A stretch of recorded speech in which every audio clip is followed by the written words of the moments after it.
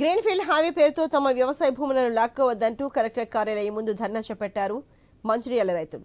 గతంలో ఎల్లంపల్లి ప్రాజెక్టు నిర్మాణంలో భాగంగా తమ విలువైన భూములను లాక్కొని అరకొరగా నష్టపరిహారం చెల్లించారని వాపోయారు. మళ్లీ ఇప్పుడు లక్సెట్పేట్ మంచిర్యాల గ్రీన్ఫీల్డ్ హైవే పేరిట తమను మోసం చేయాలని చూస్తున్నారని ఆగ్రహాన్ని వ్యక్తం చేశారు. కొంతమంది రియల్ ఎస్టేట్ వ్యాపారులు వారి స్వలాభం కోసమే రోడ్డు నిర్మాణ సర్వేలు మారుస్తున్నారని ఆవేదన వ్యక్తం చేశారు.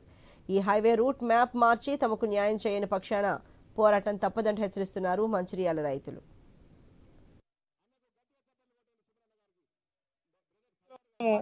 లక్షపేట, మోదెల, సూరారం, గుల్లకోట, మిట్టపల్లి, హాజీపూర్, లక్షపేట మండలాల రైతులము మాకు ఇదివరకు చేస్తున్నటువంటి 2 అలైన్మెంట్ బంద్ చేసి ఇంతకుముందు లక్షపేట పక్కకు గంపలపల్లి మీదుగా వస్తున్నటువంటి అలైన్మెంట్ను ఆపి మళ్ళీ లక్షపేట మెయిన్ రోడ్డు గుంట తీసిండ్లు. అది కూడా అలైన్మెంట్ పోవడం జరిగింది. దాన్ని మళ్ళీ ఆపి లక్షపేట పక్కపొంటి గోదావరి నది ఒడిపొంటున్న రైతుల పొలాల నుంచి కొత్తగా NXC 63 వాళ్ళు మళ్ళీ హైవే కోసం భూములు తీసుకుంటామని చెప్పి ఎలాంటి నోటీసులు ఇవ్వకుండా ఇట్టి రైతులపై దౌర్జన్యంగా సర్వేలు చేసుకుంటూ